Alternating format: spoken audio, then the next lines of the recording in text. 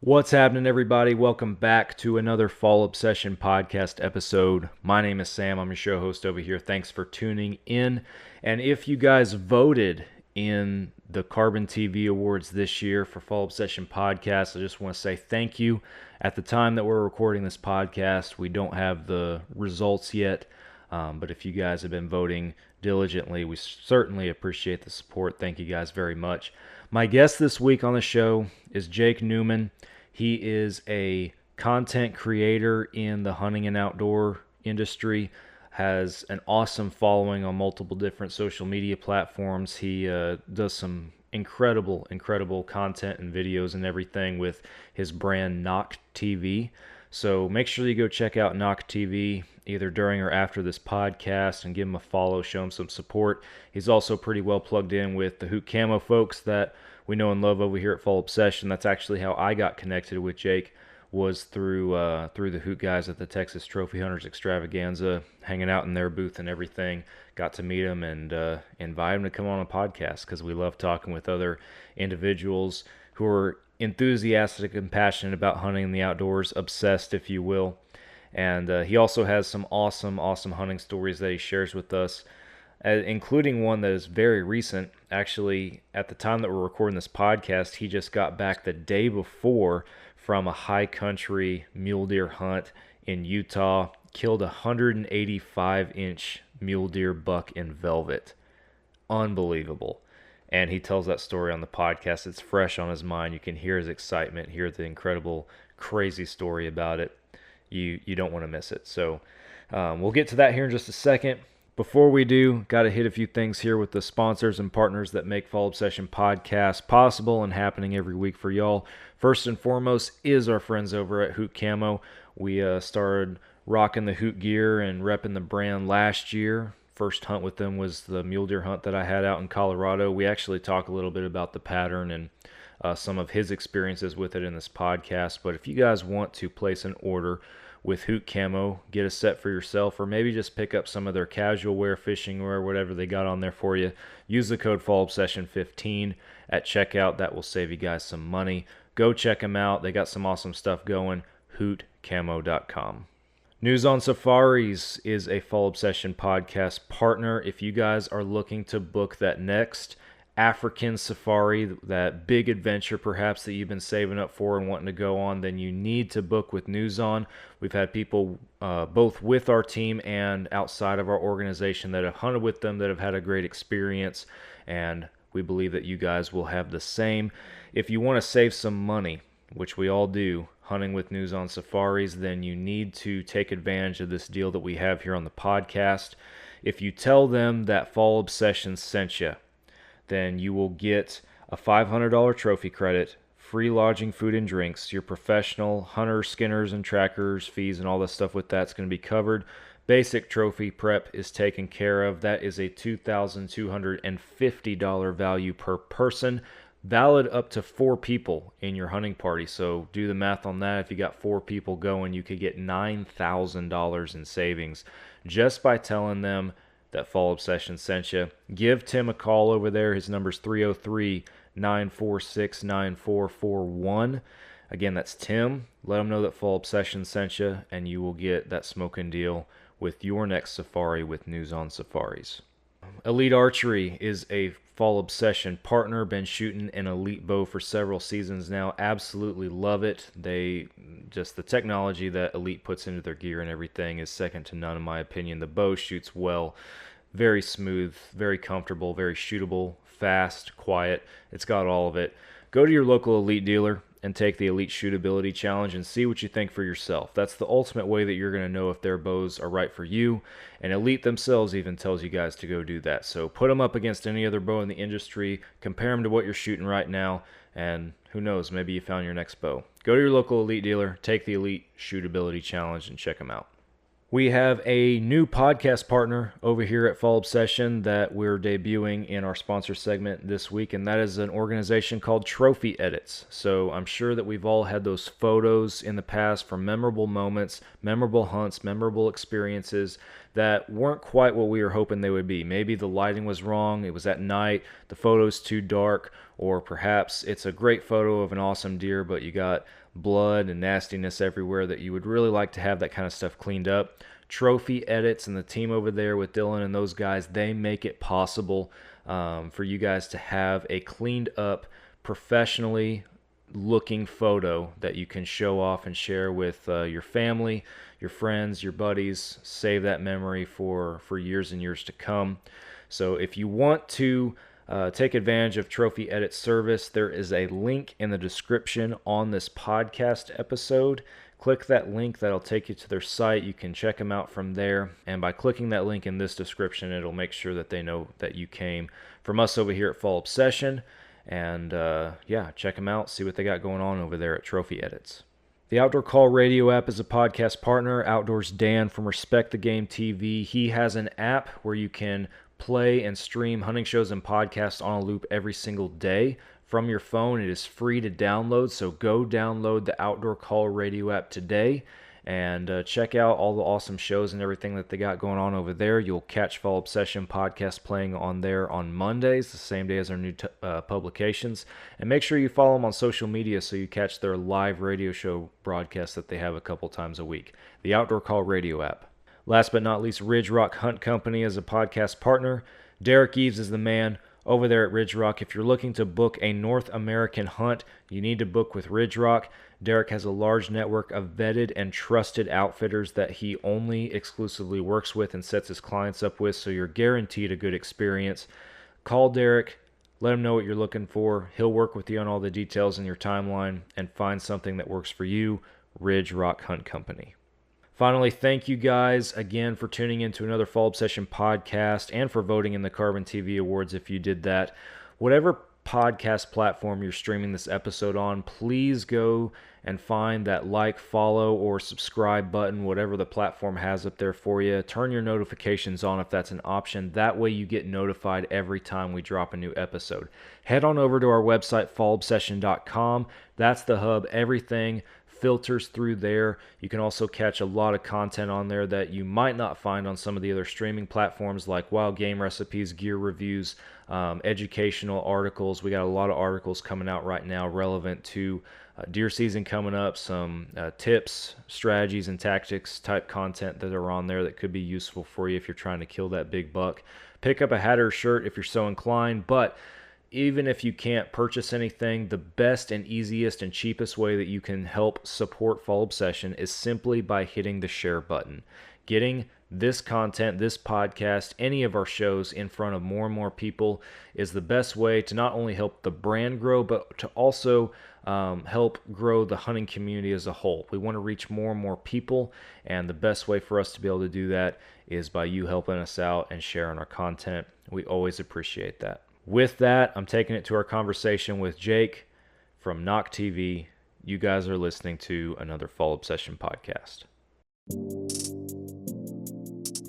Oh, you got her, dude. She's down. Let's go. Dude, I just shot a deer of a lifetime. Freaking smoked him. One with nature, and if you're a believer, one with God. Definitely gets your heart pumping. Boy, you are in trouble. Fall Obsession Podcast.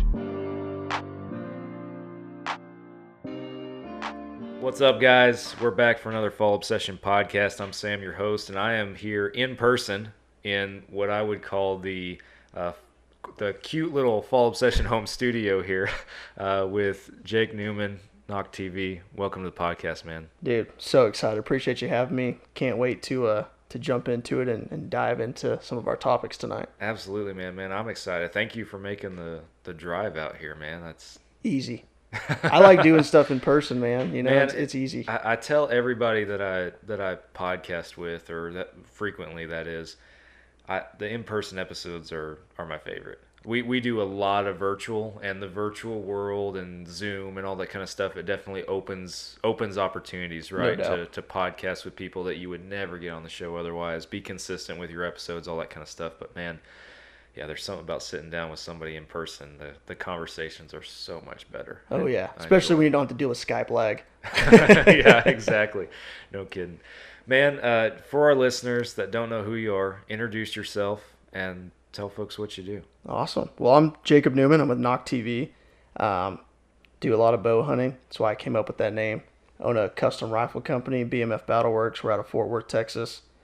Funny enough, I do a lot of rifle hunting too. So trying to get real back into the archery. But yeah, man, do content creation, influencing, YouTube. Want to start, really diving into this industry young and just learning, man, Yeah.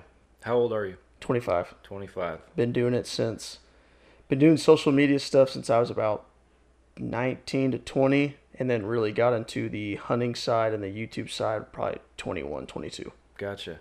So tell us a little bit more about Nocked TV and exactly what that is to you. Man, so I've always wanted to, I feel like, I've always been like, I grew up in Aledo, country town, but I don't know, man, like I was always like different. Like I played football and I liked rap music and I just super energetic and crazy, and I grew up watching hunting shows, and I just felt like they're not boring, but it's like, oh, where's the kill shot? Okay, cool. Like wasn't like fun. It wasn't theatrical. And so that's something that I wanted to kind of bring into the industry was, like, hey man, we're having fun. Like you kill a beer, let's go shotgun. Or you kill a deer, it's like, let's go shotgun a beer. Like let's make this fun. Like we're driving through the mountain just on my last mule deer hunt, and we killed a mule deer, and we're bumping, sexy red rap music all the way down the mountain. People, old heads looking at us like, what are these kids doing? But it's, it's fun, it's energetic, and I think that's what hunting is. I think sometimes, and it's serious, right? I mean, you're taking the life of an animal, and in times that you need to be serious, but at the end of the day, like, it is fun. That's why we do it. Put food on the table and to have fun, enjoy ourselves, communion with people, and all that. There's so much more to be shared about an experience or about the adventure. You talked about where's the kill shot, okay, next one, right? And you're right, there were a lot of hunting shows back in the day that were like that. Not to get off on a rabbit trail or anything, but like the Real Tree guys with their road trip series, really one of the first breakthrough series to show other things, the fun having in camp and, more of the adventure and stuff. And so many people, especially in the online hunting world now, have adapted to that model and everything. And yeah, that's awesome, because that's, the kill itself isn't all of what captivates people. It's getting in hunting camp in the woods with friends, with family, with your buddies and whatnot, and just enjoying it. 100%. Well, and embracing the suck, right? Yeah. I mean, my mule deer hunt we just went on, my pronghorn hunt last year, dude, I hated life, all the way up until it's over, and then you're like, come back home, you're telling your buddies about it, and that's the biggest thing too. I wanted to do it is, I feel like we're a dying breed, right? Something to put out there like, hey man, this is fun, that's what we're meant to do, but it's also something to pass down to your kids, like, hey look, like this is what your dad used to do, this is what your grandpa used to do, like, educational, it's fun, and like you said, that communion, embracing the suck, coming back, and you can sit there and tell your friends stories all the time, but it's like, hey man, why don't you just go watch my YouTube video, and then they get to relive it. And dude, I rewatch all my stuff. I rewatch it because I think sometimes I'm awkward, and so I watch it just like watching football film. I'm learning from it. It's like, what could I have done different on that stock? Yeah. Watching the video back, it's literally just like watching film to better yourself as any apex that you're trying to be in an industry. Yeah. It's funny you say that. The podcast that I did last week, I talked about that, and just the significance of, having everything documented, not just for, to go back and see where we were personally, but, friends, family, kids later on, whatever it might be, going back and getting to relive it too. I filmed this mule deer hunt, right, last year, and I actually don't go back and watch a lot of my videos or listen to a lot of my podcasts or anything like that, but like I killed that deer at 12:15, whatever, in the afternoon, and by 7 p.m. we were recording a podcast in camp about it. So I have gone back and listened to that podcast because I get to relive it, hearing 100%. hearing the group of us sitting there talking about it like hours after it happened. You know, even you forget about stuff, right? Oh, yeah. That was part of the moment and everything like that. So it's just, yeah, that's there forever. Oh, know? yeah. And that's what's awesome. And it could be something that, you know, like is a huge part of the story and you leave it out, you know, and you're like, oh man, you know, I forgot that I remember crawling, but I don't remember crawling 400 yards to go stalk that deer. Right. I remember crawling for forever, but then you watch it back, you're like, man, I'm kind of a pro, man. I kind of killed that, you know. Yeah. It's fun to watch back and then, you know, to be on a hunt in the next year and to have a deer in a situation and you're like, man, well, what can I do? And you can like rethink on that. You're like, oh man, I did this last year. Let's do that again. That worked. Yeah, exactly. You talked about you mentioned it, your mule deer hunt that you literally just got back from like yesterday, right? Yeah, yesterday at 1 a.m. So fresh on your mind, but let's start by unpacking that. Let's hear about this high country hunt. Absolutely.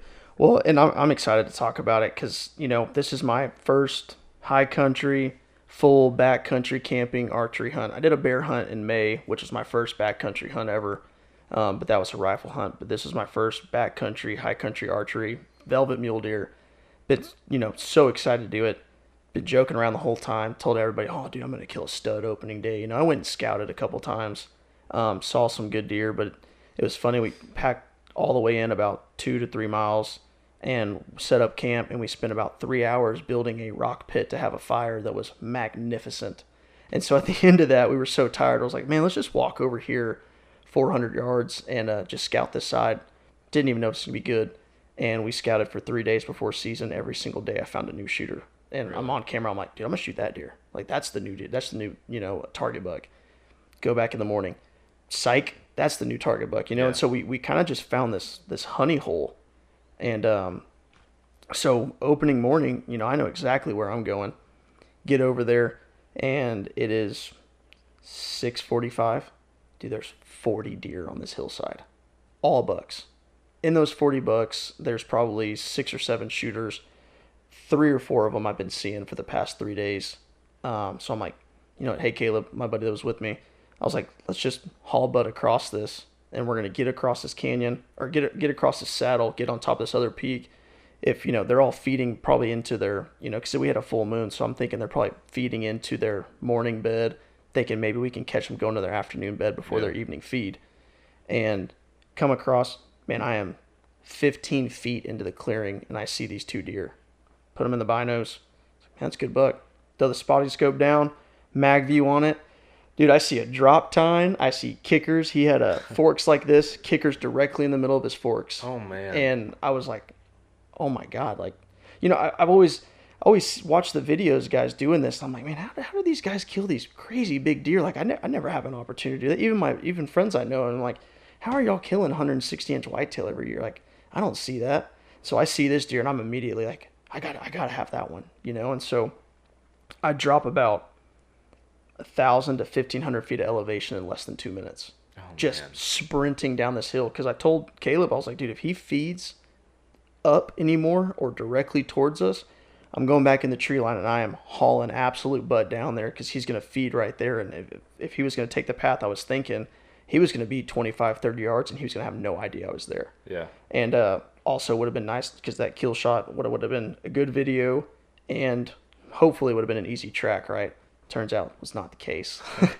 Get down there, talking to the camera. I'm like, hey, man, you know, I just came through. I'm trying to get to this tree line. And I look up, and these 2 deer are walking. The big buck and then that secondary buck that he was with, which was way bigger than I thought he was out of the scope. And I was like, oh, man, they're right there. So I immediately dropped down. And there's a creek that's about probably 20 foot deep. No water in it, dried up, but that they're about to go to. And so I get to the edge of the creek. I see that smaller deer because I'm still dropping elevation this entire time. And I see him and I'm like, you know, hey, you know, I've always heard you don't pass something on the first day that you shoot on the last day. Yeah. But I'm also thinking, man, I got 10 days up here. Like, what do I do? And I was like, you know, I'm going to go around this way. I'm going to see if I can find that big buck. Because this buck is still, I mean, a 140, 150 in full velvet, 4x4, good forks. I'm like, I'd be more than happy to take that deer home.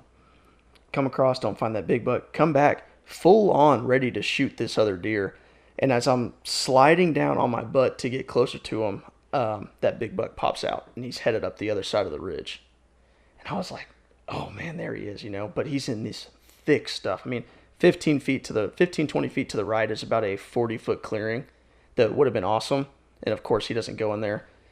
So I just start sliding down, and man, full pro status, right? And of course, like I told my buddy to stay up because my first hunt, right? I was like, hey man, this is like my 4th or 5th time. I'd be like, hey man, if we spook him, who cares? Let's get it on film. But I'm in the mindset, you know, and then I tell everyone this too is, man, I'm a hunter first, a videographer second. You know, like, especially for something of this magnitude on my bucket list to do. And, man, dude, I got my wind indicator. I'm throwing my wind up, you know, the powder, got the wind in my face. I'm being sneaky. I'm crawling, doing everything. And I spooked this little deer up. And from then on, it was game on right there. You know, there's 3 deer in there. Eyes are on me. And I still don't have a shot on this buck. I slide down. That small deer busts all the way up the mountain. And I'm like, man, I'm so screwed, you know, like, you know, but I'm not putting myself down, you know, I'm like, this is my first stalk ever. Like, right. If I blow it, whatever, but I'm also like, I'm about to blow a stalk. You're also looking at a giant. Oh yeah. And so I'm like, I'm just going to take the chance. And so I kind of just lifted my feet and like a slip and slide just down about 20 feet. And as soon as I stopped, I pulled back and I had ranged that deer, and I was getting 37 or 35 and 42 back to back, because it was about a pocket about that big. It was about a 5 by 5 inch square with trees hanging in it. And I really did not want to make that shot. And he took 2 steps up and then went 2 steps left and then 2 steps back right. And so I was like, he's going up the mountain. He's not going to walk into that clearing. He's smart, you know, and he knows that I'm here.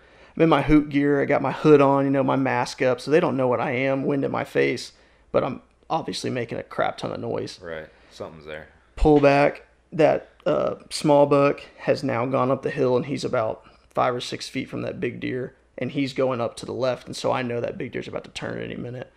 Pull back, and I can't find him in my peep. Go out of my peep, find him, put my pin on him outside of my peep, then come into my peep, sling it, and I mean, I'm right on him. Boom, and I'm like, money, you know, like, oh, this is the best shot I've ever made in my entire life. Then I hear, thwack, boom, and I hit him directly in the punch. Quartered away, so I was like, it was where I was aiming, but when I heard that thwack and I knew I hit that branch, I knew it was not going to be like where I wanted it to. So I'm watching him run, nothing coming out of him, no blood, anything, and so I knew it was a bad shot. Go up, get Caleb, go find my arrow. Looks like it has a little bit of lung, but I'm telling myself that I'm trying to be optimistic and I need to be real with myself at this moment. Right. We track speckles of guts for about 200 yards and then find 4, you know, massive like 6-inch spots of blood. Thinking we kicked him out of his bed, thinking that I have just screwed the pooch. Back out, call a guy up in Huber, Utah, about 5 hours away. My girlfriend, actually, because I had no service, and at the very top of the mountain I had service. Call my girlfriend, call my business partner, and I'm like, hey, I have no service. I can't look anything up. I need y'all to call, like, dogs, like I messed up, like, you know, blah, blah, blah, this or that. Matt Methling, shout out to you if you listen. He comes down 5 hours, gets there about 7, 8 o'clock the next morning. We go in there with the dog on a leash, find that deer within an hour. Wow. 100 yards from where we stopped. Wow. And it's just, I mean, so surreal, man. Get up to him. He's bigger than I thought he was. You know, wide, good forks, good main beams, and just insane, man. And like, could never feel more blessed. Yeah. You know, it was the coolest experience I've ever had, even with making a terrible shot that ended up being better than I thought. I did actually clip bottom side lung, and I think that deer, you know, I think what had happened is he was running, you know, and I think he basically stopped, started coughing up blood, and then he walked over 100 yards and laid over and died. Yeah. But would have never found him without that dog. Yeah. No, dogs are awesome, man. They save us a lot of heartache for sure in this world. So had to leave him overnight.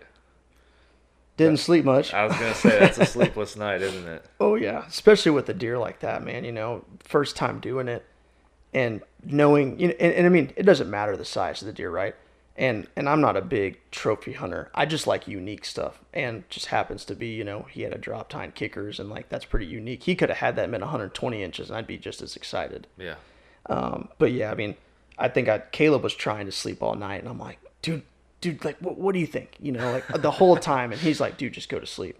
Yeah. I'm like, well, Matt will be here in 4 hours. He goes, that's 4 hours of sleep that we're going to need. We have to hike another 3 miles up and then about 4 miles back in. Yeah. He's like, you need to go to sleep. And I think I slept about 30 minutes that night. Yeah. And I was just sitting there chomping at the bit waiting for him. Yeah, that's tough, man. Wow. So how big is this? Did this deer end up being? So Matt is a guide in Sonora. And I have my buddy Cage Golden, who owns Golden Outfitters up in Montana, does mule deer, elk, pronghorn, all that stuff. I sent it to him, to Matt, 4 or 5 of my other buddies that have a lot more experience, especially in the Western hunting. And then my business partner, Rich, I was telling you, was calling people. Man, he was posting on like the Monticello, Utah Facebook page, you know, just like anyone with dogs, like my buddy needs help, you know, all this stuff. And man, dude, kind of became a celebrity in a small town, like overnight sensation. I'm driving through. Did you find your deer? Hey, I'm Jake, man. What do you mean? How do you know who I am? You know. But man, it was, you know, I don't even know. It was so crazy. Yeah, that's awesome, man. Yeah. So, you talked about this being your first high country hunt. So, as an archer, leading into all this, what's your preparation look like? Was not enough. Was not for enough. sure. Okay. You know, I was really busy. We're in the middle of moving our shop, and so, you know, when I messed up that shot, I immediately am kicking myself, thinking this is your fault. Like, you're an idiot. You know, you should have been shooting more and all that stuff. But you know, and I shot and I practiced, but just not like I should have. But you know, I kind of follow, I would say, like the Cameron Haynes, Josh Bomar rule of, hey man, I'm going to go out and shoot 70, 80, 90 and be able to hit targets consistent at that, so that if I had to make that shot on that once in a lifetime buck, I'm comfortable enough to do it. But man, when you shoot 90 yards consistently, what's a 30-yard shot? I mean, you can do that in your sleep, you know? Yeah. So a lot of that, and I would say too, you know, especially, you know, for the guys that live in Utah or live in, you know, Colorado and stuff, they're used to that altitude. Man, scouting. You know, scouting was, and not even scouting to find the deer, to get in shape. Yeah. I run 10 miles a day getting prepared for that. And when we went and scouted for the first time, it didn't help me at all. Really? You know, altitude, the mountains, it's totally different. The only way you get good at it is by doing it. Yeah. And so I would say scouting, you know, we went on 4 or 5 scouting trips, and I would, you know, I'd put full bags of water and just crap in my pack that I did not need to take with me just to prep for the, you know, being on the terrain, being on the hunt, because it, you know, we went and hunted Montana pronghorn and in the flatlands, and that kicked my butt. And so I knew going into this, being in the high country at, you know, that 10 to 12,000 feet, I needed to do something to be able to chase these animals and do it effectively and not end up being, well, you know, I can shoot 90 yards and taking a really crappy, unethical shot, you know, and wanted to set myself up for success. And I would say, you know, scouting, getting in the mountains, walking around, just being active, and then shooting your bow as much as you can. You know, getting every night, even if it's just 20 yards, you know, repetitions of pulling the trigger and not having that target panic goes millions of miles long. Yeah, 100%. Yeah, I normally adhere to a similar model as far as, you know, shooting longer ranges and everything. Definitely last year, preparing for that mule deer hunt that I went on was the same mentality, right? That, hey, I need to be good to go out to 100 is my mindset and everything. And then I would always, like, I would start at like 40, 50 and start working my way out for practice for that day, whatever the case might be. But I would always end by shooting an arrow at 20 and an arrow at 30, just to remind myself how easy it feels. Oh yeah. You know? Oh, 100%. Yeah. Well, and I shoot, I would say for my practice too, and I got, maybe it's my ADHD, but shooting at like a paper target or even a foam target that just has, you know, like the circle targets, dude, I cannot shoot them. I don't know if I like what it is, but I can't. So I shoot a lot of foam, and it's a little more realistic too, you know. But dude, foam targets, I'm slapping the 12 ring, you know. Yeah. On a target, I'm all over the place. I don't know if that gives me target panic or what, but shooting foam feels nice too. And then you kind of get an idea of kind of, you know, like I play that game of guessing the range, and I'll send an arrow, see where I hit, and then range with my rangefinder, because sometimes like for instance on your whitetail hunt last year, you know, sometimes you don't know. Right. And being able to get, within a 5-yard thing can still get you in that lethal kill zone and it be an ethical shot. Yeah, despite my mishap with my whitetail, I still had to. I changed to a new sight last year, and last year I ran the CBE Trek. It's a two pin sight. Yeah. It functions like a single pin, but you got 2 pins and 2 indicators on your tape. Oh, cool. So you have that pin gap, and the pin gap changes. So if I have a shot at, let's say, 20 yards, well, that top pin can be 20, but then the bottom pin will say 34, 35, or whatever, Oh, wow. or probably more like 30, around the 30 mark. So, okay, that's pretty normal, right? A 20 to a 30-yard gap. But then the farther out you start getting, the bigger that gap gets, because really? the tape doesn't change. The distance between the 2 pins doesn't change. So 20 and 30 might be here, but then you get down here at the bottom and it's a 20-yard gap between 80 and 100, which obviously you're not gap shooting at that distance and everything. But still, I was having to play around with it because I'm like, man, like, this is all great and everything. Like, I have a reference point for, 36 and 45 or whatever, but like I still gotta be ready in that distance. And that's my challenge to any archer is, you can shoot your round numbers all day long and have pins set for them, but what are you going to do when that deer's at 27 yards or 38 yards, Or when you draw back on them and your bow goes, and that deer goes from 28 to 34. Yeah. And you're like, well, he took 6 steps. 6 steps is about a yard, or, each step's a yard, so he went about 6 yards. Where do I aim? That's something I do too, because I shoot a single pin. Yeah. I cannot, I don't know. A double pin I probably could do, but, them 4-pin, 3-pin, 5-pin sights, man, I can't do it. Even with the floater pin, it's just, it messes me up, messes up my eyes. I get target panic really bad. Yeah. And so I've learned to, like when I'm on 20, I know about halfway down my sight, if I'm sighted at 20, I can hit 30, and right above my bubble, I can hit 40. Mm-hmm. And then, but like you said too, if I go out to 50 yards, middle of my sight's about 80, and bottom of my sight's about 94. Yeah. And like we talked earlier too, 41 yards to 46 yards is the difference of 4 inches from where you're aiming. And so knowing that and being resilient in your appetite of taking that is very, very important. Absolutely. Yeah. I couldn't agree more, man. It's, people take it for granted, right? Not just the difference between yardages like that in the world of archery, but also just, I don't know where I was going with that. I think we take a huge advantage of it in Texas because we can feed. Right. We got feeders, Yes. so we're like, well, my feeder's 23 yards, so let me set my pin and never touch this unless a deer walks out. Well, that, and you range everything, right? You're sitting in a tree stand, and that's any stationary setup, right? You range everything. You have the trail that deer walks in on ranged. You have the feeder ranged, or you have that scrape, that mock scrape ranged, whatever it might be.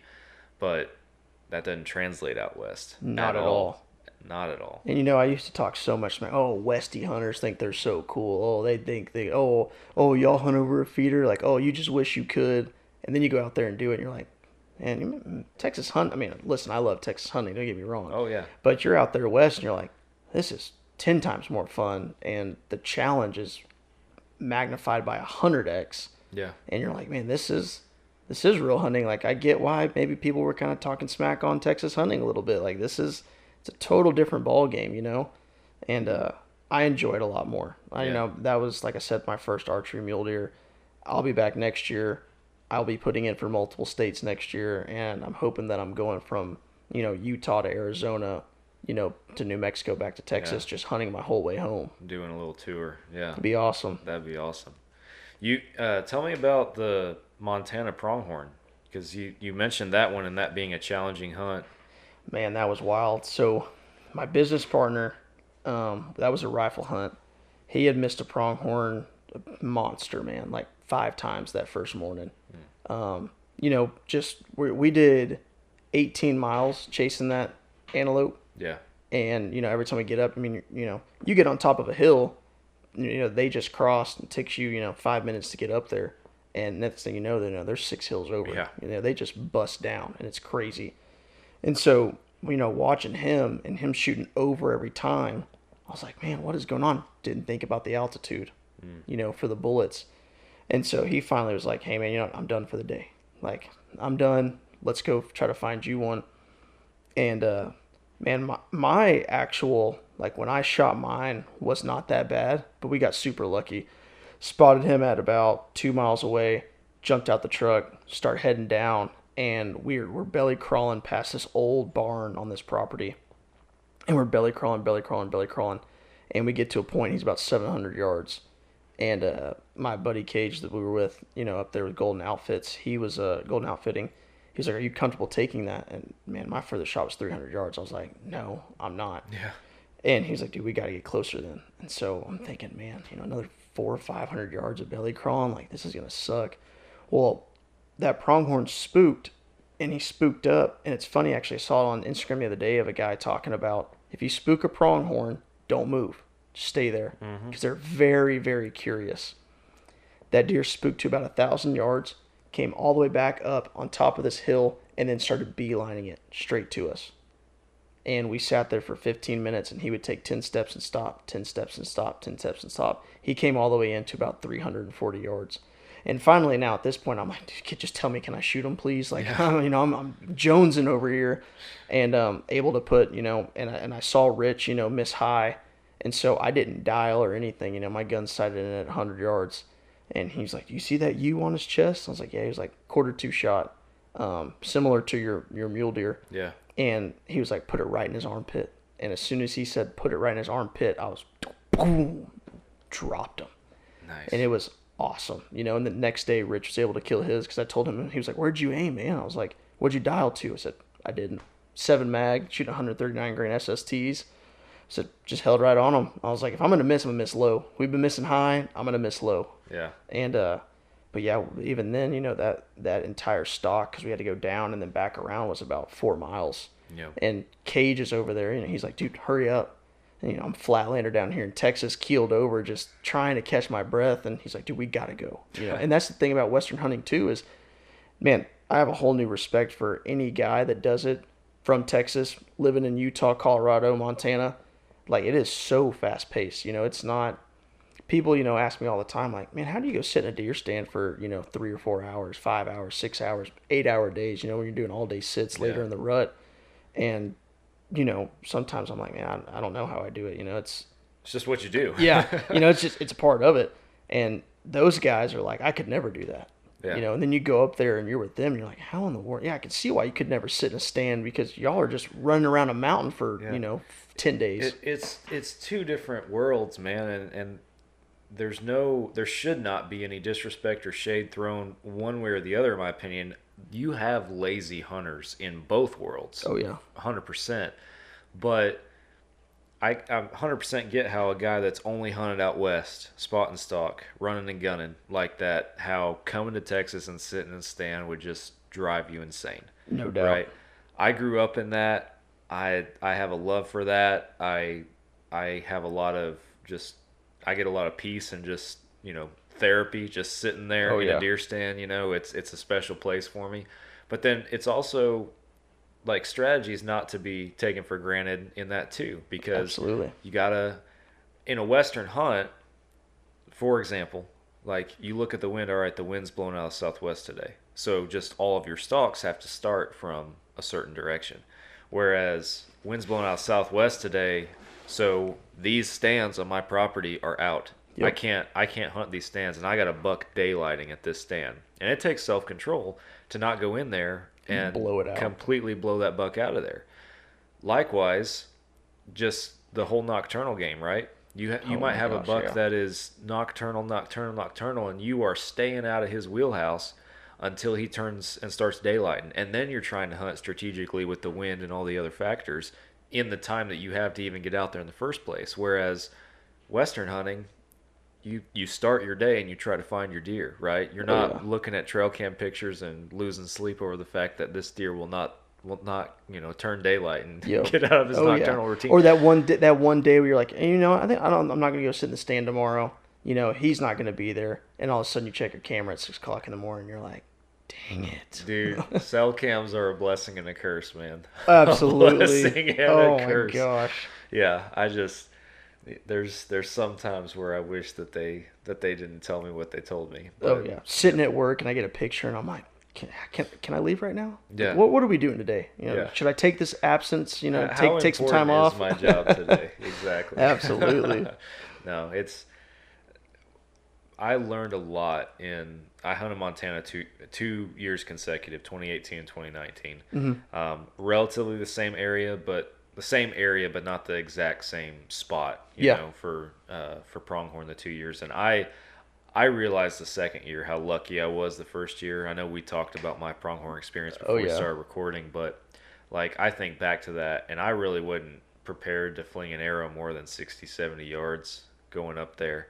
And I lucked out getting to shoot a buck, the caliber buck I shot at that over a water hole at 42 yards. Absolutely. And which is kind of a cool story because we saw that buck on a different property we didn't have access to the day before.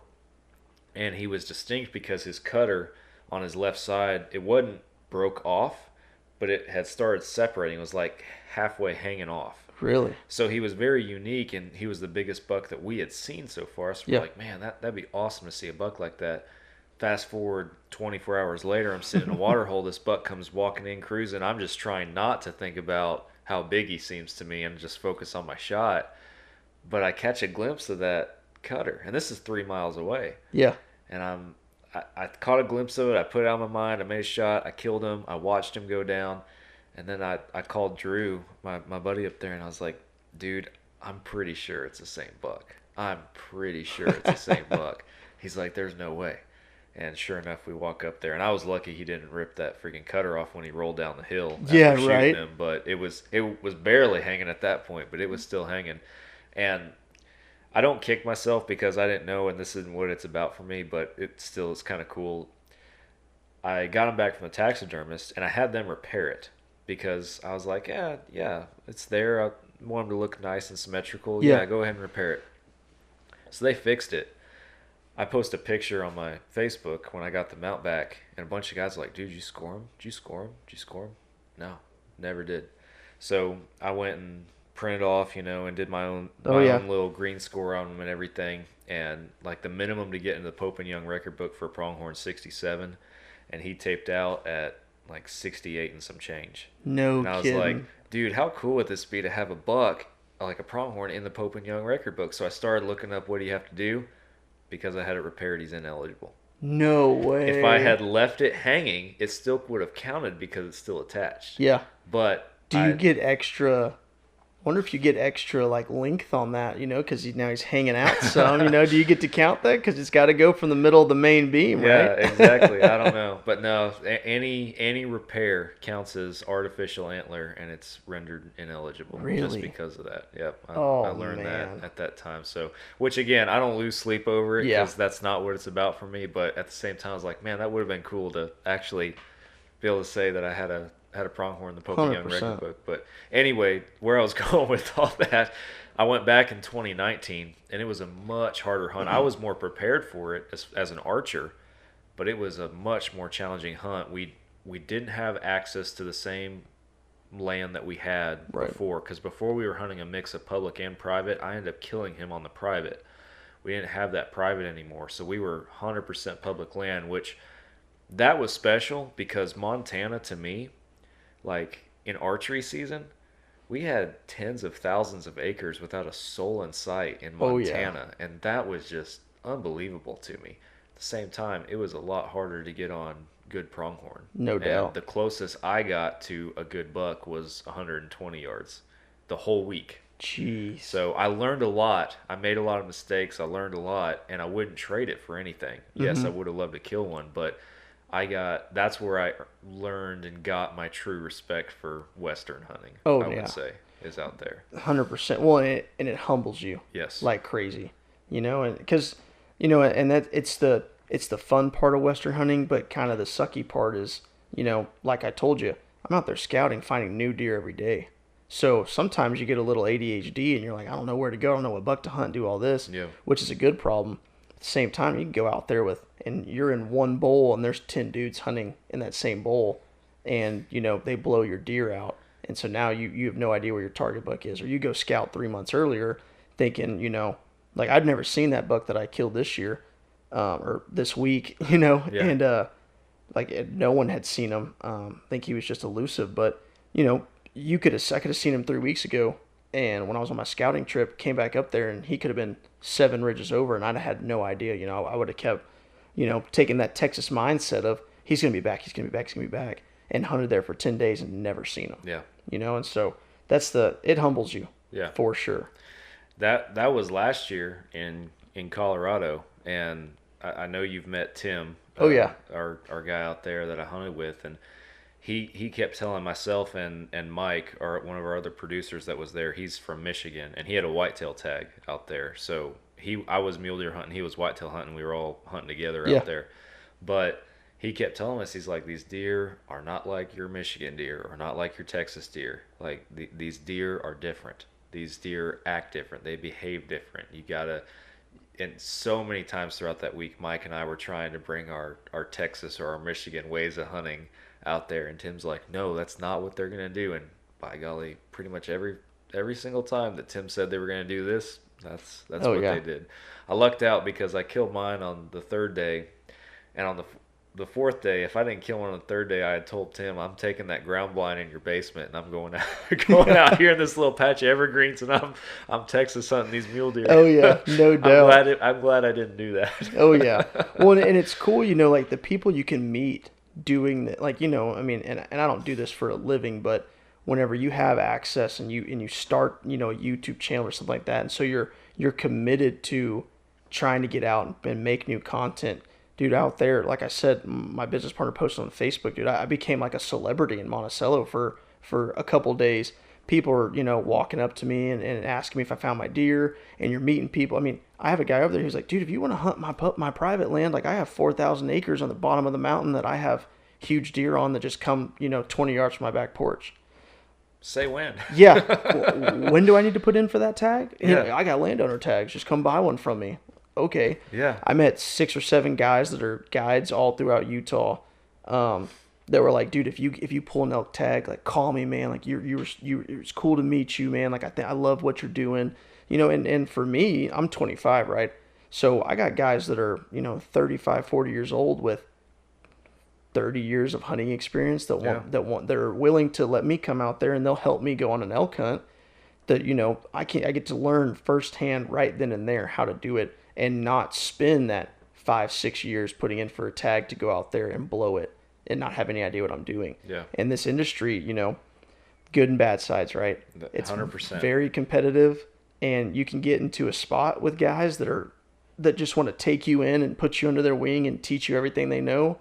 The other side, man, I have been sabotaged by guys. I've bought pins from people like, hey man, I'm going to hunt, Colorado, and I've never hunted this unit that is over the counter. Like, I know you live up there. I followed you on Instagram. Like, would you mind helping me out? Like, I'll pay you for Onyx pins.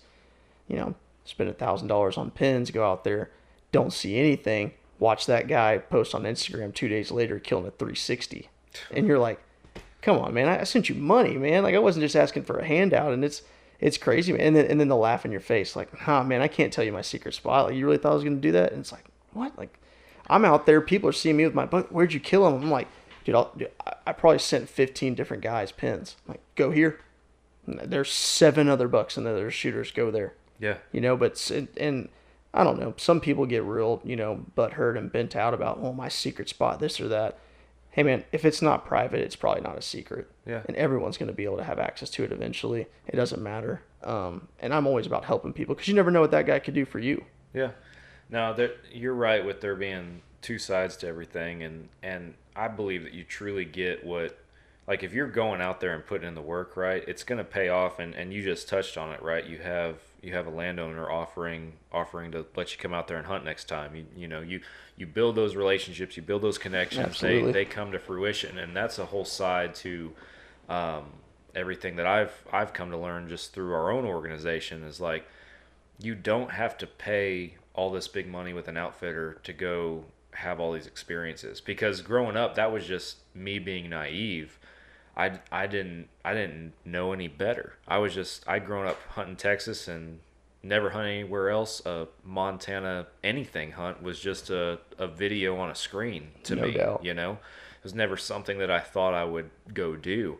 But then you start realizing that the whole thing that public land has to offer, for starters, you know. Which we have none here, which stinks, So man. yeah, and I won't say we have none because I just podcasted with a guy that I go to church with. His name's Jesse Johnson, and he is one of the most epic and successful Texas public land hunters that I know I've there's a ever little met. bit, but I haven't dove. I know there's tags you can pull. Like I put in for the Texas draws and stuff. Yeah. But I know a lot of them are actually on private land. But I know that you can. I haven't dove into it. I've heard it's really hard. So to hear someone that's successful, that's awesome. Man. Because I've heard it is the biggest pain in the butt. So he puts in the work, and he went full send, right? It's wasn't a, hey, I'm gonna juggle a hunting lease and all this other stuff and maybe go on some public land. It was like, no, I am a public land hunter, and he went full send into it. He scouts it. He goes farther back than anybody else, and past few years he's killed more deer than me. Oh, yeah. Every year. And I won't get off on a Jesse's story with this, but the other side of it is he does it all with a trad bow now too. So he's just a stud. But Well, and that's what you just touched on is something that my buddy that I hunt with, like when we went bear hunting, we hunt Texas together, Idaho. It sucks, man. I pulled a tag in Utah and he did too. My unit backs up to his unit, so we didn't get to hunt together for Utah, but we hunt together all over the place. And he took away my bear hunt, and I looked up and I was like, "Where are we?" And he goes, "The shittiest spot in Utah." And I said, "Why?" He goes, "Just wait."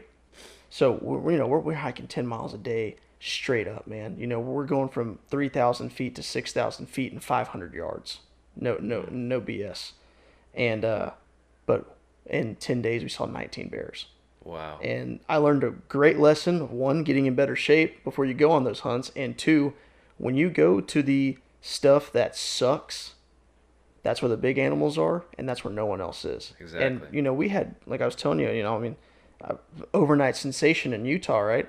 I'm talking to guides, and they're like, "Where were you hunting?" And I'm on Onyx showing them. They're like, "You're from Texas, right?" "Yeah." "You went all the way back there into that?" I'm like, "Yeah, like we don't even want to go hunt through that crap." And so I'm thinking in my head, like, am I dumb? But then the deer I took, I'm like, I guess I did the right thing. Yeah. But that's a huge part. You got to go into the suckiest stuff to kill, the cool animals. And also, I think that also helped me with this being my first time and those animals not spooking. There was no pressure. That front side of that mountain, when we would come down to go to camp, or when we camped on top of the mountain, but when we'd go, and just glass over that other side, there's 15 or 20 people that are 600 yards off the trail hunting that front side of the mountain. Yeah. Dude, I'm only 2 miles back on the other side, which 2 miles far away, but no one. Yeah. And I think that saved me. Those deer were probably like, "Man, what's going on here? Like, what is this green bush thingy doing that's like running down the hill at me right now?" They probably had never seen a human, or not a whole lot of us. Yeah. And so going into that does help too, where you can make mistakes but still capitalize on them, which is huge, right? Because we're always going to mess up a stock in some shape or form. Absolutely. No, great point. That and your Hoot Camo does the job for you, man. Man, let me tell you, that was so awesome. I had pictures and videos down there, and it's funny, we're walking through the trees and we're in an open field, and the camo looks sick, right? You're like, man, that blends in. And all of a sudden I'm in deep dark cover, and I'm still blending in. You're like, how does that camo morph like that? It's insane how good that camo is. And like, I'm not bringing this up to make this a hoot ad. I believe in that much. And you and I have that mutual connection. That's how we got connected, was at the Hoot booth the other day. But I had the same experience in Colorado because I understood the concept of it, and it made sense to me. I did my research on it and everything. I was like, man, this stuff looks pretty good, and it looks like it'll work. And the concept being, again, with the name Hoot, the owl, the ultimate predator, a natural predator, always blends in wherever it's at somehow, and taking that mindset and putting it in a camo pattern. I get up to Colorado, and like I told you earlier, I drove in on a snowstorm. Yeah. So and it snowed a few inches. It wasn't like white out, but still the cornfields or the evergreens that we're in, the CRPs that are still high, you have all this white in there. And I went back and looked at the footage. I didn't realize it when I was out there, but looking back at the footage, I was like, I was wearing the buho pattern. Yeah. All of the whites and the grays in that pattern just came out. That you have no idea are there. When I hunted Montana mule deer last year, same thing. Yeah. We came in, it was perfect weather. We go out to Miles City and get dumped on, and that was a whiteout. And I was like, do I need to be wearing snow White, camo and wearing white? And same thing, man. We taking videos and looking back, and I was like, how in the world can I wear this? I love the buho. It's one of my favorite ones. Yeah. How am I wearing this in Texas archery, 90 degrees outside, sun shining bright, and I have deer walking, 10 feet under my ladder stand, and then I'm also in Montana in the snow having mule deer walk, 100 yards in front of me and not see me. It's crazy. Yeah. It's crazy how it morphs. No, I was blown away because that happened, and I'm like, holy cow, this is working. And then on the flip side, the snow melts a few days later, and we're just in these CRP fields, and now it's like, oh my word, these browns and these darker grays and the blacks and the tans, they're all popping out of the pattern, and they're concealing us and everything. The guys, Tim going up there, we had that hunt right after we got connected and affiliated with the Hoot guys. That was my first hunt in Hoot Camo. Oh, awesome. And so we go up there, and Tim was kind of like, man, like, this will be the ultimate test for it. Like, we'll see how well this pattern works and how well it holds up durability-wise in all these sticky and prickly CRP fields, which, phenomenal, by the way. Oh, yeah. And, like, them watching me through their binos on that mule deer stalk, they couldn't see me. Yeah. I had a black beanie on. That's the only distinction. Every once in a while, I'd see a black dot out there, and like, oh, yep, that's where Sam is. They couldn't see anything else, awesome. and I was just like, man, that's just a testament to the gear, man. Oh, like, yeah. You model a pattern off of a natural predator that you don't see. I keep thinking of things. Sorry, but I had an owl also. I can't remember if I texted Robson or not, but I was sitting in my tree stand in Texas after that when I came back late season wearing my Hoot, and I kept hearing an owl, like two owls talking to each other, flying around the clearing and everything. I was like, oh, this is cool, just thinking about Hoot and everything. And one of them freaking landed on a branch right next to me. You know what? My West Texas mule deer hunt, I have a video of an owl sitting on a branch, and I didn't even think about it. But, I was thinking, oh, we're skinning a mule deer, owls over here. But same thing, 20 yards from us, and I'm in my full-on Hoot gear. Yeah. It's crazy. Yeah. I taught, same like you just said, remembering things from a hunt. I forgot about that. Yeah. That's awesome. I was just like, I was trying to get my camera turned without spooking it to actually get a video of it, because I was like, this is, like, I'm wearing an owl pattern right now. And now an owl's landing right here. No idea that I'm there. It was awesome. That's freaking sweet. And like you said, I'm not trying to make it a Hoot thing, but they're lightweight pants, they're buho pants. I hunted those bear up in Idaho. Dude, I fell 150 yards down the mountain sliding on my butt. Oh, crap. And all I did was make a hole about the size of a quarter in them. Yeah. And I'm 150 yards just straight down. We called it the ski slope. Yeah. You start going down, you're just sliding. Rocky, trees, vines, kudzu, and one tiny little hole. Yeah. And it's crazy how the durability is insane. Crawling 400 yards through that CRP field, like, not even a loose thread, not a snag. Oh, yeah. Nothing. And I was a big Sitka guy before. I was huge into that. I have way too much money into that. And when they hit me up, I was like, I'm a young creator and I don't have a lot of followers, Camo sponsor would be cool. And then, dude, first time you put it on, you're a believer. You're like, wow, this is insane. And dude, I'll wear my Hoot Camo pants just out. Like, we'll go to dinner, and I'm like, I'm going to wear these bad boys. They're kind of a fashion piece now. Yeah. Well, all aspects, man, I've fallen in love with it. Like, even the warmth, like, we were in the single digits those first couple days in Colorado. A couple times. Like, we would start the day in single digits, that is. I would have on a good base layer. Like, I'm a believer that's That's a 100%. big part of the battle right there, obviously. I'd have it on a good base layer, just a t-shirt, whatever t-shirt I was wearing for the day. And then I wore their fleece, their pullover, and then their heavyweight. And that was it. Later, a few weeks later, we do a veteran hunt here at Fall Obsession every year. Oh, awesome. Or the last 3 years we have. And so I was in camp mid-December for that, and I was wearing my camo, and we had to, the roads were bad, it had just rained, it's, panhandle, it's red clay, it's nasty and everything. yeah. So couldn't get a truck to the stand with our vets. So I was like, hey, we got to drive the side-by-side all the way. To be cold. It's a 30-minute drive, and there's no windshield. And so I put on the same setup I wore in Colorado, right? And all these other guys come walking out dressed like the Michelin Man with all their layers, and they're looking at me like, you're going to freeze, son. Nope. I'm going to be just fine. That's another thing. Isn't it crazy how cold here is different than up north? It's so much different. Like, when I was hunting Montana in the snow, I was actually wearing I did think it was going to snow, so I didn't pack any of my heavyweight stuff. I was in all my lightweight stuff. Yeah.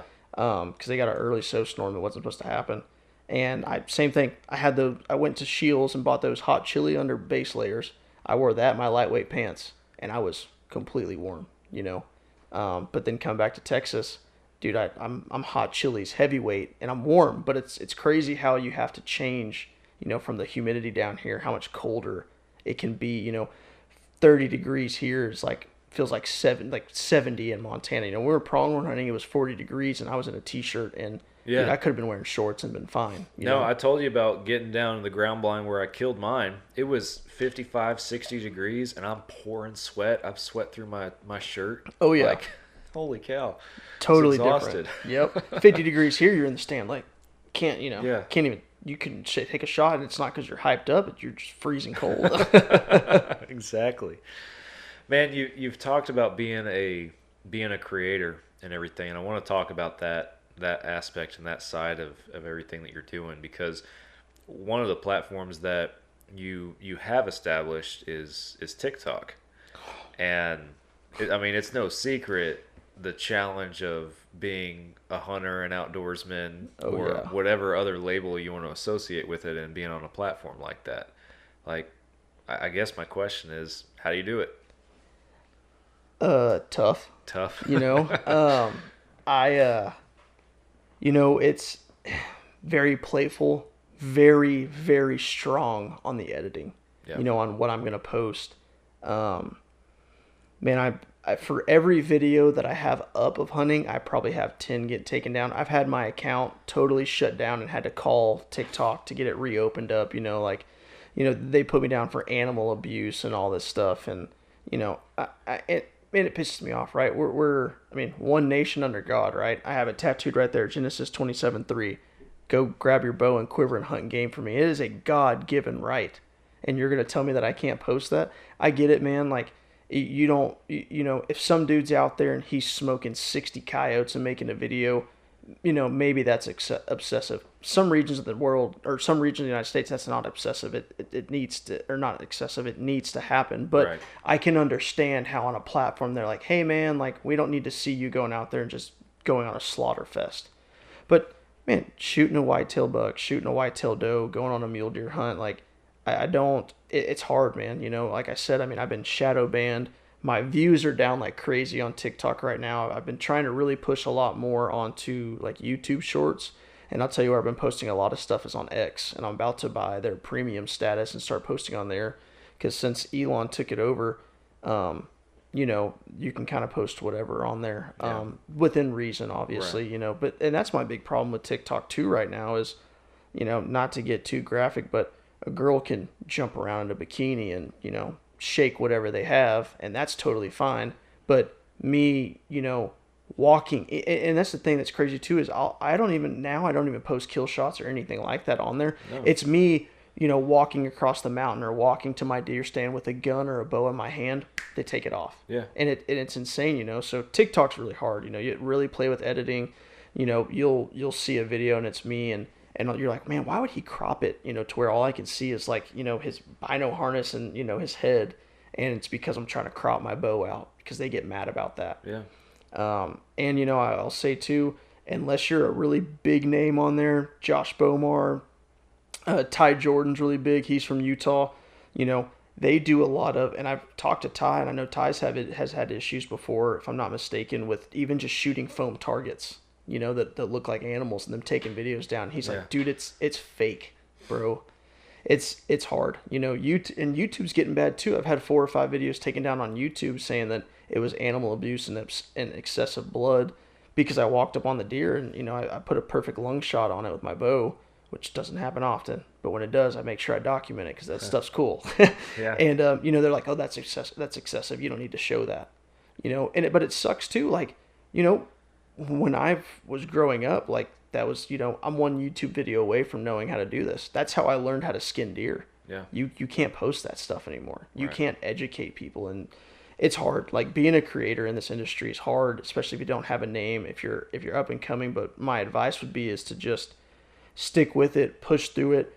You know, when they, I guess, audit my videos or anything like that, like, I appeal every single one of them. I will call them. I will send emails. I am resilient on trying to get my content out there, because that's the only way they'll keep it up. If you know, tuck tail and run away, then they've won, and that's what they're trying to do. You know, they're trying to kill us and make us, you know, kill the breed and kill the fun, and it sucks to see. You know, there's a lot of guys that I know that have so much potential and could do amazing things in this industry and be a top creator and have access to, you know, family property, or just, you know, their grandpa's been hunting, and I mean, the dude lives and breathes it, and they're afraid to post anything because they just don't want it to get taken down, or they don't want to mess with the hassle, and it sucks, man, because there's awesome guys out there that could, you know, blow me out of the water, and they don't want to deal with it, and it really does. It's hard. Yeah. No, and yeah, the shadow banning and all that stuff is just, it's so frustrating. And I know that there's people, I feel like we as an organization have been very, very fortunate with not having a whole lot of stuff taken down necessarily, but you can definitely see the throttling that is there just for the industry as a whole. And I take pride in the fact that I don't pay for views, I don't pay for followers. 100%. All the growth is organic, right? Like that's a pride thing for me. I'm the same way. It's just, it's so frustrating. To your point, you're trying to educate, you're trying to show actually what it really is like in a world of media where people are looking for it, they want to learn about it. No. When it sucks when, you know, like I said, you know, guys can go, and it's not just girls. I know I said girls earlier, but, like, you know, guys are wearing, you know, these pants that are just absolutely just skin tight, no underwear, right? Girls wearing nothing, and they can do that, but I'm doing something that's beneficial to my family, right? Like, it puts food on my table. It's educational, and I can't post that, and it blows my mind. You know, it's a crazy world we live in, man. It is. You know, to where that's what we're promoting now, and that's what's good. You know, I don't know. I disagree with it. I think it's dumb. Yeah, I would say that there are platforms out there, and it seems like they come and go. There are some constants that, you know, are dedicated to hunting the outdoors or are censorship free, truly, to those extents and that kind of thing. So I encourage people all the time to take advantage of it. And even though, like, Facebook, Instagram, TikTok, they're the defaults, right? Everybody has a profile on there, and that's where everybody seems to spend most of their time. If you're truly passionate about wanting to learn about hunting or that kind of thing, like, if there's other platforms out there, one, go find them, become a part of them, and then tell people about them. You know, no doubt, because that's the best way to help get the word out and everything. 100%. Yeah, and that's why I've really, you know, started trying to push content on X. I think X is going to be the next YouTube, the new TikTok, and I want to be one of the first guys, and I tell everyone about that. And I know some of the Guggen Squad guys, the fishing stuff, and I'm really good friends with, used to be John B's filmer. His name's Alex Blackwell, and he's the one that turned me on to X. He was like, dude, it's the next big thing. And you can post, you know, any kind of fit. I mean, and that's what's crazy is, you know, like, I have a big problem in this industry as well with, you know, like, when I post a video, my girlfriend's editing a video for me right now for my last year, our archery whitetail hunt. I killed an awesome buck, man. Big 9-point, big, huge bases, no width, just straight up, man, which is like my dream deer. And she's editing my video, and I was like, hey, where are my 3 misses? And she goes, well, I didn't want to put that in there. I'm like, no, like that's a part of it. Like, you know, and I mean, no fault to her. She doing the right thing because that video is already 15 minutes long. She's trying to save space because, you know, no one wants to watch me miss for 20 minutes. but you know, a lot of guys don't, and they don't put that in there, and they don't show that. And so I think it's also hard, and that's part of that social media thing, which is just in any industry is, oh man, that guy's life is so awesome. He's on the beach all the time. Oh man, that guy's life is so awesome. He's hunting, and he, you know, man, Jake's such a great shot. He never misses. How is he so good? It's like, I don't want to be that. I am 100% open. When I post my mule deer video, you're going to see me cuss at the camera and say, I hit him right in the punch. Like, that sucks. You know, I'm not going to, you know, fake it and be like, man, awesome shot. I smoked him. Yeah. And then, you know, just pan to the video where my bow is hiding, you know, where the coyotes ate him out because I left him out for a night, which sucked, right? But where I put my bow to hide that in the pictures and just post a picture like, you know, the next day, didn't go 20. You know, I hate the fakeness, and there's a lot of that in this industry too. Yeah. Especially on the big shows and stuff like that. That, you know, and I didn't realize it until I was told it. But if you go and watch Sportsman's channel, just watch. They, like, whenever they are doing their filming stuff, 90% of that is actually done after they've already killed the deer. Yeah. And I didn't know that. And so, I mean, I was just like, man, these guys are, you know, kind of awkward on camera. No, they're not actors. Yeah. And that's what they're doing is acting. I want everything to be genuine in the moment. If I can't get my kill shot on camera, it is what it is. I'm going to show you the true reaction because I'm telling you right now, I'm not an actor.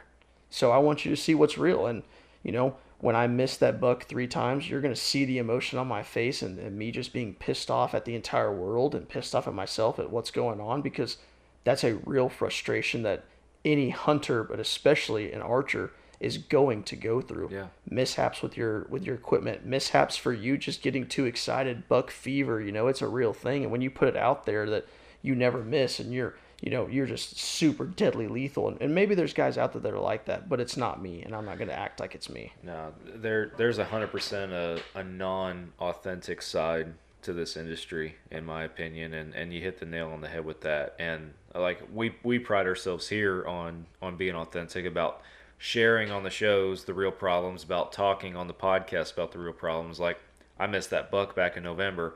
Actually, the same day that I missed that buck down here, our staff manager, he missed a buck, or hit and didn't recover a buck up in Michigan. Mm-hmm. Same day.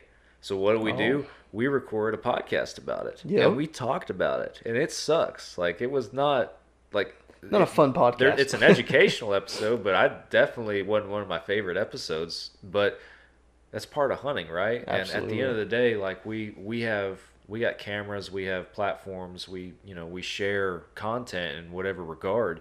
But in my mind, we're just like everybody else.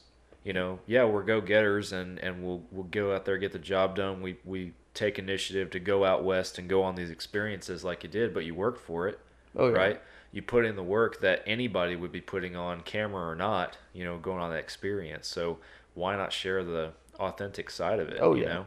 Well, and I try to include everyone. You know, like I told you, I met all those guys up there when we were in Utah, and there was 4 or 5 of them that had a tag, and I was like, dude, like, if you shoot a deer, call me. Yeah. I know you're hunting with 6 buddies, but a 7th guy is just going to make that pack out easier. Call me. I don't care if you're 10 miles deep or 10 steps deep. Call me, dude. I'll come help you. Yeah. You know, hey, if you want me to come film your hunt, because that's a cool thing too. That, you know, I mean, a lot of people, they're like, oh man, you film, like they kind of treat you different. Like, you're like so cool, like, you know, that you film hunts, and it's anybody can film. 100%. And dude, I'll film for you. You know, I want you to have that. I have an awesome camera. I'll take awesome pictures for you, you know, but these are also pretty awesome now. Yeah. And you can film, you know, anyone can do it, but I like to open it up to people, especially when I'm out there, like, you know, hey dude, if you have, you know, if you're hunting a low fence property and you have 20 acres and dude, you're like, man, I have the buck of my dreams coming in, call me, I'll come film it. It's content for me. Maybe that's what gets you, you know, out there into content, because we need more guys. Yeah. And I'm a competitive person by nature, but competition breeds productivity and breeds success. Yeah. If you and I are doing the same thing, we're in competition. But if we're competing at a respectful level and also helping each other out, I'm gonna go ahead of you, and you're gonna be like, "Oh, Jake's ahead of me. I got to catch up." You're gonna go, and then you're gonna bounce, 3 steps in front of me, and then we're just going back and forth, and we're learning from each other the whole time. I don't even really look at it as competition. Like I encourage anybody to go out there and record a podcast. Start a podcast or film your hunts, share your stuff online, whatever it might be. And like you, for example, I might look at something that you're doing. You might have more followers than me, or people can look at it from a standpoint of, oh, Jake's ahead, right? I don't look at that as me being like, oh, I got to beat Jake. I look at it as, man, Jake's doing this, this, and this. Those are good ideas. I'm gonna apply that to what I'm doing. Yeah. Maybe competition was a wrong word then, but that I'm the same way, and it's about seeing, and like my whole thing is like, I have buddies of mine that when I started social media, they were like, hey man, I think I want to start. I'm like, dude, go for it. Yeah. And Caleb, for instance, he started social media after me, and he's got 500,000, followers on TikTok. And I'm not sitting there like, man, wow, I've been doing this for so long. How did Caleb do that? I'm like, dude, hell yeah, you are killing it, bro. Like, what are you doing? Can you help me now? Like, but, anything like that. And when that happens, right? Like, hey, what are you doing that I'm not doing? Like, it's not, again, it shouldn't be nah, man, those are my secrets. Exactly. That's my hunting spot. It shouldn't be that same mentality. Mm-hmm. Like, let's help each other. Let's figure it out. Because there's so many different avenues that different people can take in this industry, right? And like, for example, you're doing stuff that we're not. We're doing stuff that you're not, and vice versa. And it's not that we have to be doing the same thing. It's not that we're trying to be better than one or the other. We're all trying to make it in the same space, and like there's not a set number of slots, right? 100%.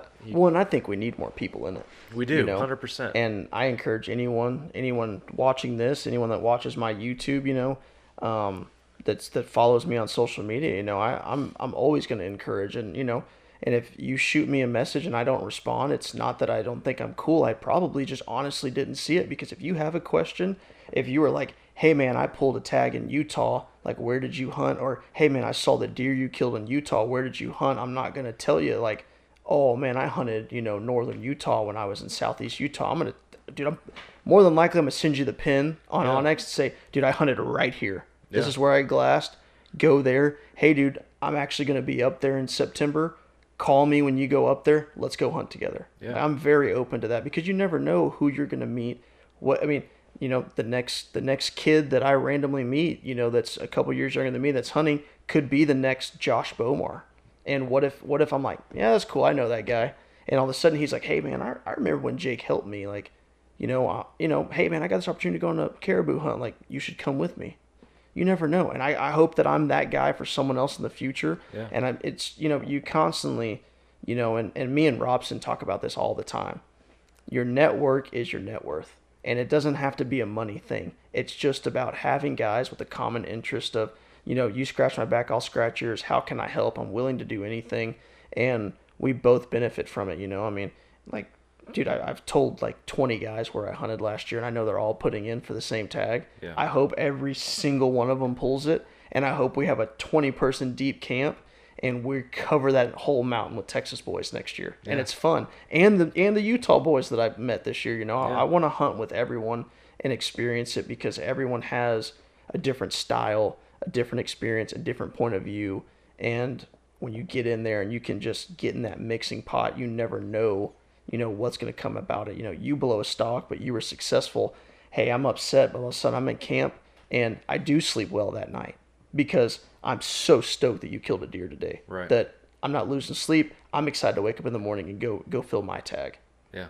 No, it's a brotherhood. It's a family, and like I said, we're not it's not a race, right? Oh, yeah. We're all there to, and I like what Robson said about your network is your net worth. That's a pretty Oh, yeah. that's a pretty educated statement right there. Especially from Robson. Yeah, I'll give him all the credit. I will probably quote that, but I'll give him all the credit for sure. yeah. That I like that a lot. Oh, yeah.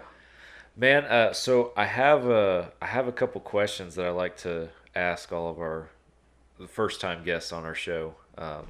Oh, boy. They're not hard. And Do I need to take notes? No notes are required. The first one is, and we might have already talked about it for all I know, but I was asked, what is one of your favorite hunting memories to date in your entire life? And some guys got to dig back in the archives for a minute and think about it, but we always like to hear about one of those valuable experiences. So, I don't know if you're a religious guy. Yeah. So, I'm very, like, don't go to church as much as I should, don't read the Bible as much as I should, but I am a believer, and a big-time believer. Man, you know, there's two. So, last year when I killed that big buck, and I have a long story about it, but I'll cut it short because I want to tell both sides of this. So, last year when I killed that big buck, we were in the middle of doing some stuff with BMF, the Custom Rifle Company, and things weren't really going my way. I was thinking about, I took basically a year off for the YouTube and TikTok stuff because every time I posted it'd get banned, and I was just pissed off, and, I'd missed that deer 3 times, and I don't think I was, like, really blaming God, but I guess, like, I was. Obviously I was. And when I was younger, I'd always be like, when I went to church, I'm like, why doesn't God talk to us anymore? Stuff like that. Dude, I'm sitting in the deer stand in the morning, I kill that deer, and it's like 8:30, and in Texas, you can get out of the stand about 9:30. If they're not there, you're probably done for the day. So many guys are going to hear that and be like, what? No, you don't do that. You'll never do that. No, there's something to be said about it, man. Normally about 9:30, I'm getting a text from my dad. Hey, you done yet? Yep.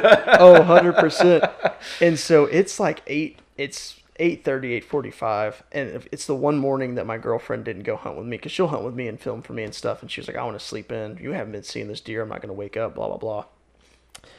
And it was Deuteronomy 14:10 or 15:10. I can't remember exactly now, but it popped in my head. And like I said, I don't know the Bible like that, so I get on my Bible app on my phone, and I'm going to butcher it, but I'm not a theologian, but it was something basically saying like I put you on your path, just keep grinding. Do not put the blame on me. It's all going to work out in the end. If you trust me and trust my process and follow in faith, like, everything's going to work out.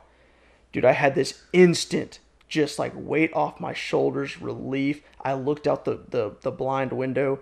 Dude, colors got brighter. Sounds were vibrant, if that's even a thing. Like, it was amazing. And dude, like I said, it's like 8:40. I have, no morale is totally low. I'm about to get out of the stand. I got my feet kicked up with my boots off in the deer stand, and that pops in my head. I read it, and I'm looking around. I'm just like, almost like, what was in my coffee this morning? What's going on? Dude, that deer walks right in at 23 yards, and I put the best shot I've ever put on a deer. Little .42. I don't know why everything I shoot is quarter away or .42, but he's a little .42. Smack him, and he runs 30 yards, and super ethical. Deer had no pain, and was just the craziest thing ever. And I was like, wow. I don't know why I've ever doubted you, God. I don't know why I've ever said you don't talk to us anymore. I was, and as cheesy as it sounds, like I said, I've always been a believer, but man, I've totally turned my life around. I don't drink anymore. I've tried to just treat my body better in the way that I, the food I consume, the way I work out. At one point I, got up to 225 pounds, and I was, wow, jacked and just, but it wasn't good for my body, for my size. And, just in every aspect of my life changed after that. And so that was a huge thing. The second one is this hunting in Utah. We shot that deer, right? Hit him back. Pissed off. I was like, dude, I'm not sleeping in a tent tonight. Let's go to the hotel. So we go down there. We're like, well, since we're here, let's do laundry. We go to the laundromat, and this Native American kid was talking to me, talking to Caleb. And I was on the phone outside Come back in, kid starts talking to me. Caleb's a huge fisherman. He lives in Galveston, so they're talking about fishing. And then he was like, "Hey man, I'm blah blah blah. I won't say his name." And I was like, "Oh, I'm Jake, man. Nice to meet you." And dude just gave me his entire life story right there. Told me about some struggles he was happened within himself.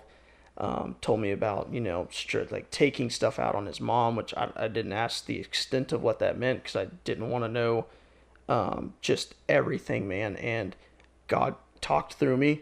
I asked if he was a believer. He said, "That's funny you asked me that. I was talking to this guy named Steve. He told me he was going to pray for me." We prayed over him right there, dude. We talked for, 30, 45 minutes about God, about, and it's crazy, kind of like what I went through last year when I was like, why me, God? Like, why this?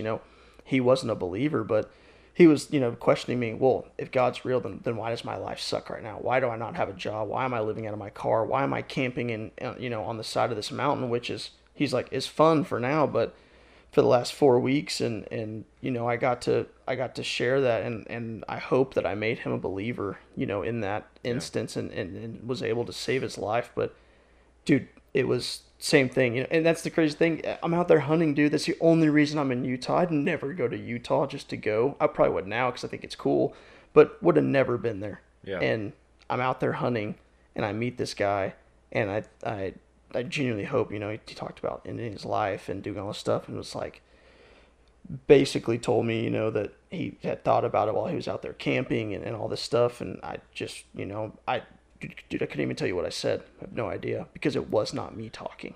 Yeah. But able to have that conversation and do that all because I'm out there hunting in Utah. Yeah. And so that was probably my coolest experience. That's awesome. God works in mysterious ways for sure. It's crazy, man. Through any and all of us. Absolutely. Oh yeah. That's certainly one of the most. I've never had an answer like that to the question. No doubt about that. And well, man, when I shot that 220, no, I mean, and that's a true, and I tried. It's not that I don't want people to know I'm a Christian and all that stuff. I just never wanted to be that cheesy guy. Cause like I said, earlier, like, dude, I bump rap music. I have a terrible mouth on me. I get angry. I mess up, and I'm a sinner.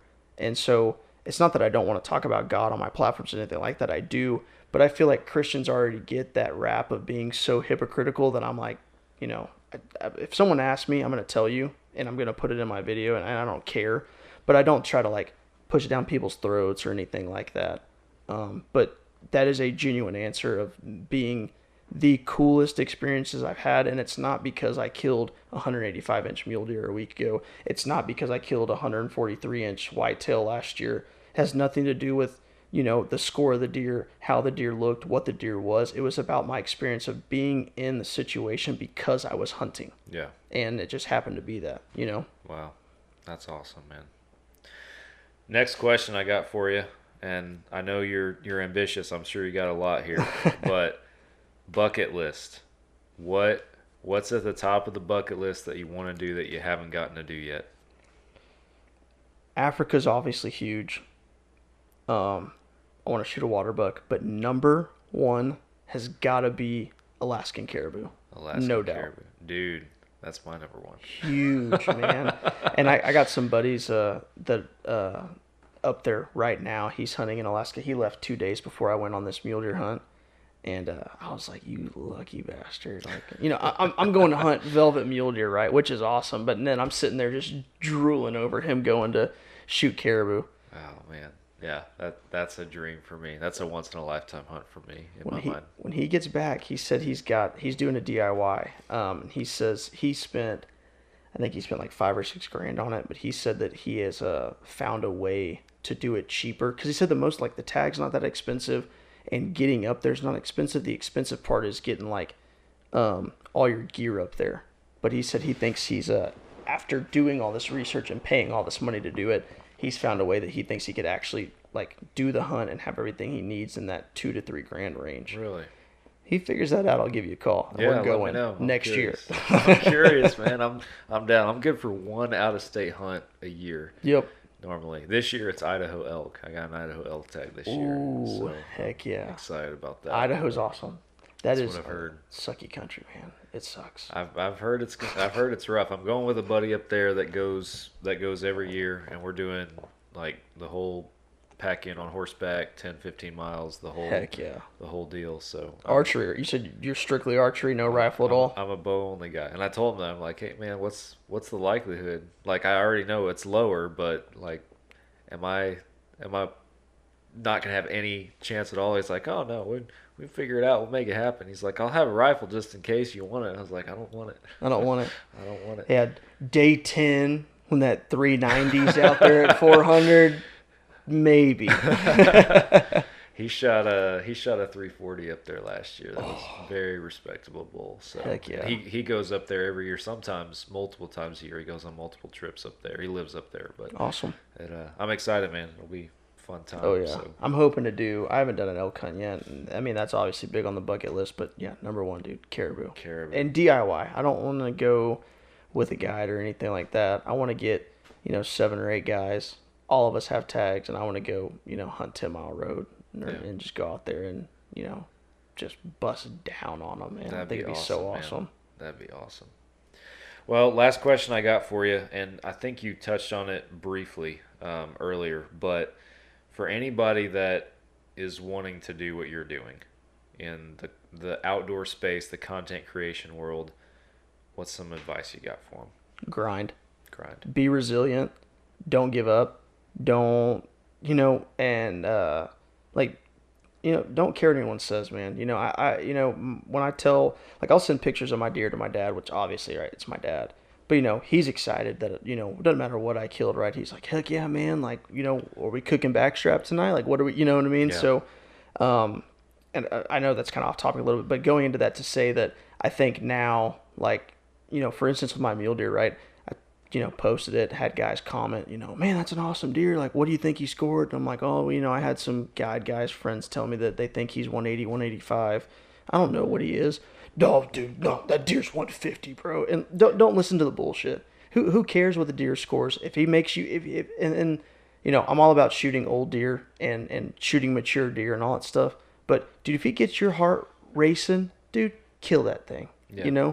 Put a clean shot on it, do your thing. If you want to do this YouTube stuff, if you want to be an Instagram guy, if you want to do it, and that's what gets you up in the morning and gets you hyped up, if that makes you a better firefighter, if that makes you a better gun builder, if that makes you a better tax advisor, to then be able to do the hunting stuff, then freaking do it, man. Just grind. It doesn't matter what people think, doesn't matter what they say. It's going to be a grind, and it's not just the haters out there. It's just an everyday thing, man, because it's not just people in our industry that hate us, that want to do the talk and all that.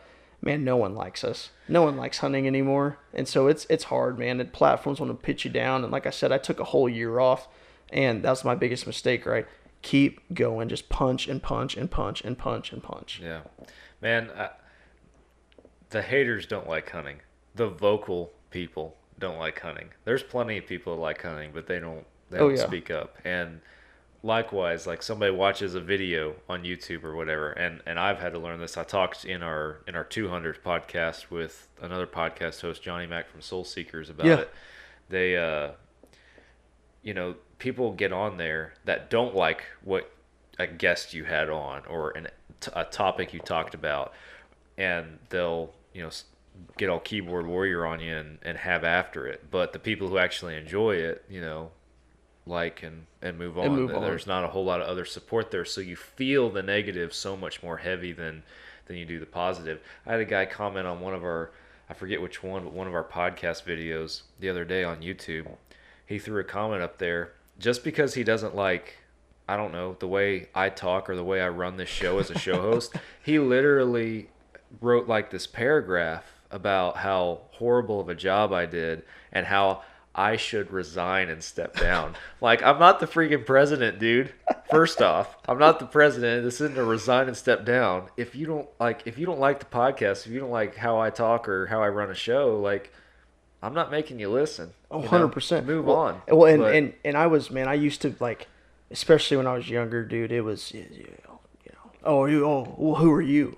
This or that, Yeah. Dude, now, like, I had a guy comment on my YouTube video the other day. He goes, man, awesome video. I really liked it. The rap music that you put over this sucks. And I commented back to him, and I said, man, I like what I like.